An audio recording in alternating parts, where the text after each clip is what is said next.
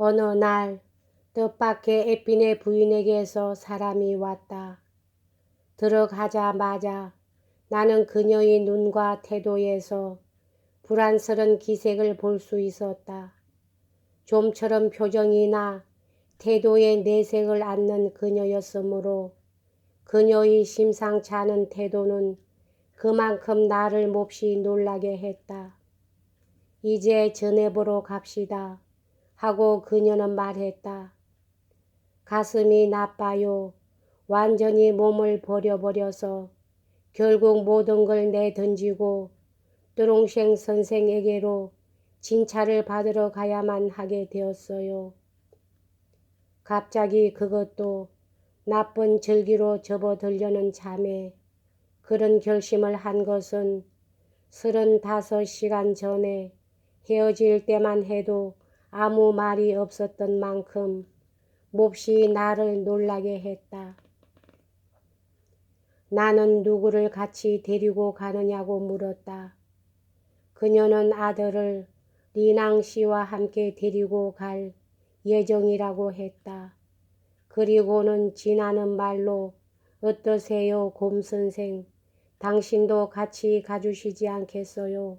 하고 덧붙였다. 이런 계절에는 거의 방에서 나오지 못하는 나의 형편을 상대방도 알고 있었으므로 물론 진심으로 한 말이 아닌 것으로 알고 나도 농담으로 병자가 병자의 시중을 들면 오죽이나 도움이 되겠느냐고 대답했다.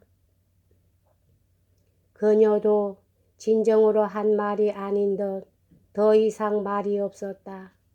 그리고 그녀의 여행 준비에 대한 이야기만 했다. 2주일 후에는 떠날 예정이었으므로 그녀는 몹시 서두르는 표정으로 준비에 몰두하고 있었다. 이 여행에는 남에게는 말할 수 없는 어떤 내밀한 동기가 있다는 것을 나는 쉬 알게 되었다. 그 비밀이란 것은 실은 집안에서는 나만이 모르고 있었으므로 그 다음날 때레저의 입을 통해 금방 알게 되었다. 한효에게서 그것을 알게 된 급사장인 떼시에가 때레저에게 일러준 것이었다.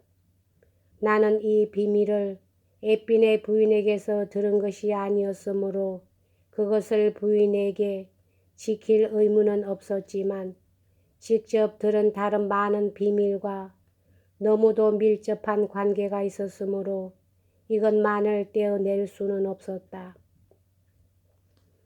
따라서 이에 관해서는 여기서 침묵을 지키기로 하겠다. 그러나 내 입이나 붓으로도 결코 누설되지 않았고 또 앞으로도 셀 리가 없는 이런 비밀도 많은 고용인들에 의해 다 알게 되었으므로 에핀의 부인을 둘러싼 사람들은 자연히 그것을 알게 되었을 것이다.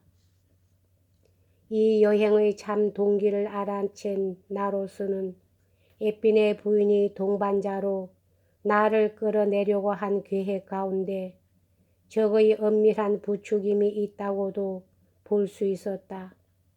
그러나 부인은 조금도 강요는 하지 않았으므로 내가 고지식하게 이 계획을 진귀한 것으로 받아들여 어리석게도 그것을 떠맡았더라면 얼마나 훌륭한 역을 했을까 하고 너틀 웃음을 웃었을 뿐이었다.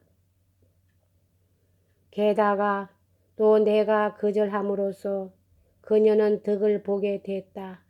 왜냐하면 마침내 그 남편을 설복시켜 동행하도록 만들었기 때문이다.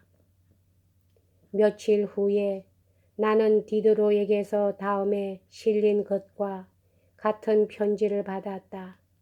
이것은 반으로 접기만 하여 내용을 쉽게 읽을 수 있게끔 되어 있었는데 에핀의 부인이 나에게 보내는 것이었으며 아들의 가정교사이자 부인의 신복인 리낭 씨 편에 보낸 것이었다. 디드로의 편지. 나는 귀형을 사랑하고 동시에 괴로움을 주게끔 태어난 것 같소. 에핀의 부인이 전해보러 간단 말은 들었지만 귀형과 동행한다고는 듣지 못했소. 친구여, 만일 귀형이 에핀의 부인에게 불만이 없으면 함께 떠나셔야 하며 만일 또 불만이시라면 더욱 빨리 떠나셔야 하오.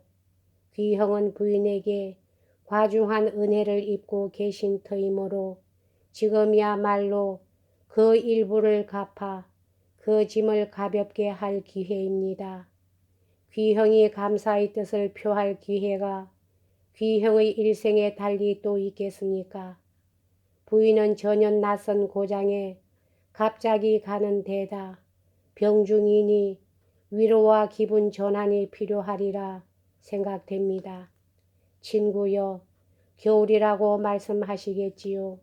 물론 귀형의 건강상의 지장은 내가 생각하는 이상으로 클 것입니다. 그러나 한 달 전의 상태보다 지금이 더 나쁘며 봄이 되면 지금보다 나아진다는 말씀입니까? 앞으로 3달 후면 지금보다 훨씬 편하게 여행할 수 있다는 것일까요? 나 같으면 솔직히 말해서 마차에 견딜 수 없으면 지팡이를 짚고서라도 부인을 따라갈 겁니다. 그리고 귀형은 남들이 형의 행동을 오해하는 것을 두려워하지 않습니까?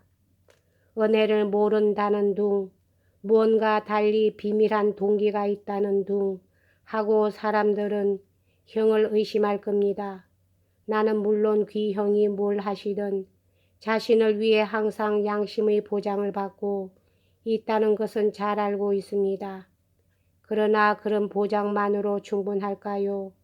어느 정도 다른 사람의 보장도 필요함을 소홀히 할 수 있겠습니까? 친구여, 이런 편지를 보내는 것은 귀형에게 또 내게 대해서 의무를 다하기 위해서입니다. 언짢으시더라도 이것을 너그러이 보아주십시오. 그리고 이 편지가 없었던 걸로 생각하시고 문제 삼지 말아 주십시오. 그럼 안녕히 귀형을 사랑하고 귀형을 포옹하며 그만 붓을 놓습니다.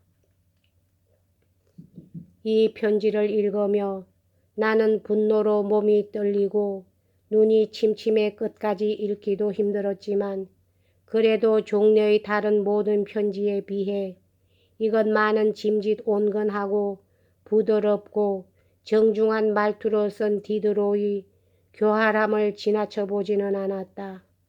지금까지는 내게 친구여 하고 불러준 일이 없었고 고작 친애하는 정도에 불과했다.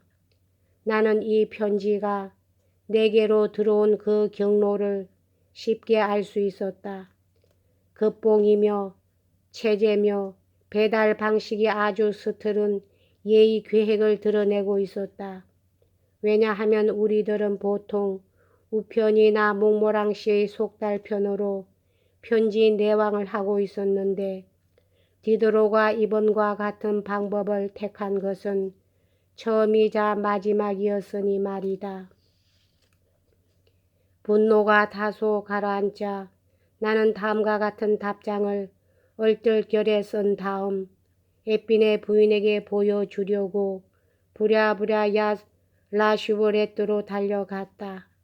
나는 분하고 원통하여 이것을 디드로의 편지와 함께 직접 에핀의 부인에게 읽어줄 생각이었다. 친애하는 벗이여, 귀형은 모르고 있소. 내가 에핀의 부인에게 입은 은혜를 얼마나 강하게 느끼고 있는지, 그 은혜가 얼마나 나를 속박하고 있는지, 부인이 그 여행에 실제로 나를 필요로 하고 있는지, 나의 동행을 희망하고 계신지, 이 여행이 내게 가능한지, 어떤 이유로 내가 이것을 보류하고 있는지를 말이요. 이런 점에 대해 형과 의논하는 것을 감히 사양하는 것은 아니지만 우선 알아두실 일은 내가 하는 일을 이러쿵저러쿵 비판할 처지가 아닌 귀형이 그같이 덮어놓고 명령하는 것만은 친애하는 철학자여 그것은 전혀 경솔한 사람이 하는 짓이란 것입니다. 내가 가장 나쁘다고 생각하는 것은 귀형의 의견이란 것이 귀형의 의견이 아니라는 것입니다.